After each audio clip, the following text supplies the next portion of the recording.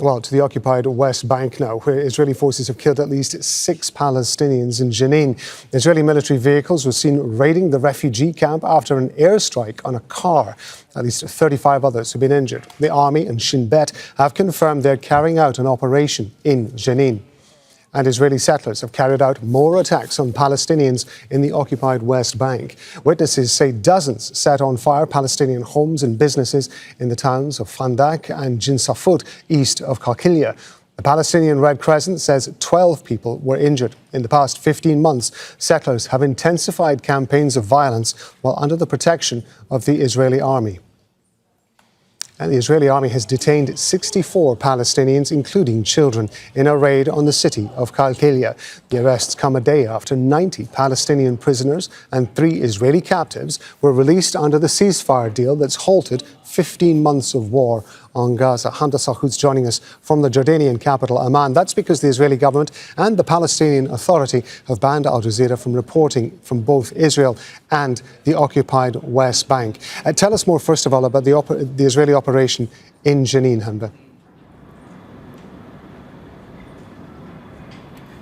Well, the Israeli military says they're carrying out a significant operation in the occupied West Bank city of Jenin. In a memo from the Israeli Prime Minister's office, they've even given it a name, quote, Operation Iron Walls. They're saying that they want to crack down on armed Palestinian resistance in the city. It's something they've been trying to do for several years. It's also worth mentioning some of the comments from the Army Chief of Staff just 24 hours ago, saying that the Israeli military must prepare for significant operations across the West Bank. But it's interesting because while the ceasefire was called in Gaza, this is what the focus was on within the Israeli security realm. It's something Israel's defense minister has been touting for a couple of weeks, saying that there is going to be a significant army presence across the West Bank, and they're going to do things differently than what they were doing before, which is a little bit difficult to believe because there has been a siege on the occupied West Bank the entire time the war on Gaza has been happening.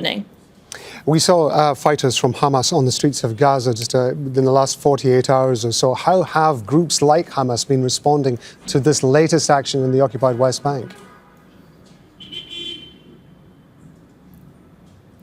Well, both Hamas and Palestinian Islamic Jihad have released lengthy statements saying that whatever siege the Israeli military is trying to do, whatever they are trying to accomplish, is not going to happen. One of the statements says that it's quite ironic that after a 40-day siege by the Palestinian Authority, after that had concluded and there was an agreement between the fighters in the camp and the PA, this is when the Israeli siege had begun. And they're also calling on people to take to the streets and confront the occupation during this attack. But it's worth mentioning as well that the Israeli military simply does not care whoever is in sight. They say that they have goals to achieve. And in fact, a siege on the West Bank, continuing operations in the West Bank, is part of their overarching goals of the war to make sure that they don't feel any sort of threat. But the fighters and Palestinians in the camp will tell you that this is a reality of living under occupation and that they have the legitimate right to stand up against their occupier. Hamda, thank you very much indeed. That's Hamda Sahoud talking to us from Amman there. Milena Ansari is an Israel and Palestine researcher for Human Rights Watch. She's joining us from occupied East Jerusalem. Thank you very much indeed for being with us. Hamda, describing to us there, of course, that whilst the world's attention for much of the last 15 months has been directed towards Gaza and the Israeli attacks on there, life in the occupied West Bank and in occupied East Jerusalem has been increasingly difficult. Tell us what life is like on a daily basis for people living there. You know, for Human Rights Watch, we've been really ringing the alarms and bringing attention to the West Bank because the repression, was already at a peak, but lately we're seeing more increase. Israeli forces have been using airstrikes and drones, launching missiles to kill dozens of Palestinians, including children in the West Bank. In the first 13 days alone of 2025, 9 Palestinians were killed, including 4 children, and by Israeli forces, and 5 of them who were killed by Israeli airstrikes. In Sebastia, just a few days ago, a 15-year-old boy was shot and killed by Israeli soldiers. And just today, the Israeli military announced an operation called Iron Wall in Jenin refugee camp. And this does represent a seriously worrying risk of escalation with regards to use of force and mass atrocities in the West Bank. The daily life for Palestinians on the ground the past 2 days and since the announcement of the ceasefire has been horror and devastation. We're seeing massive, severe movement restrictions across the West Bank between communities, cities, and villages, where, in Beit Lahem alone, the government Beit Lahem, more than 89 gates, barriers, and concrete blocks have blocked movement in and out of the city. And this directly impacts the ability of people to go to their homes, schools, universities, and movement just in general.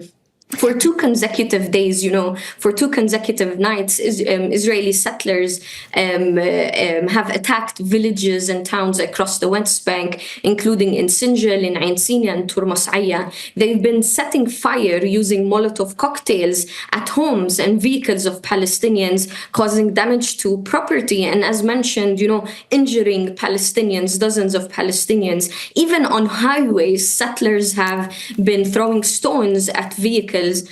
So even movement just on a daily basis for a Palestinian in the West Bank, it's a matter of really calculating and examining whether it's safe to go home or is it safe to go to school.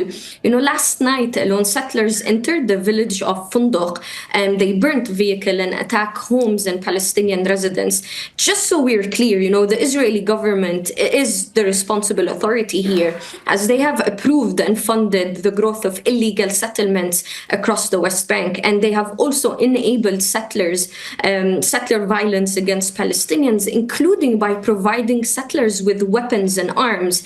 In many of the cases we're seeing of attacks by Israeli settlers in the occupied West Bank, the Israeli forces are either actively assisting in the attacks or are just standing by, providing protection to the settlers instead of stopping these attacks against Palestinians. Milena Ansari, we appreciate you being with us on Al Jazeera, ma'am. Thank you very much indeed. Thank you. Make sure to subscribe to our channel to get the latest news from Al Jazeera.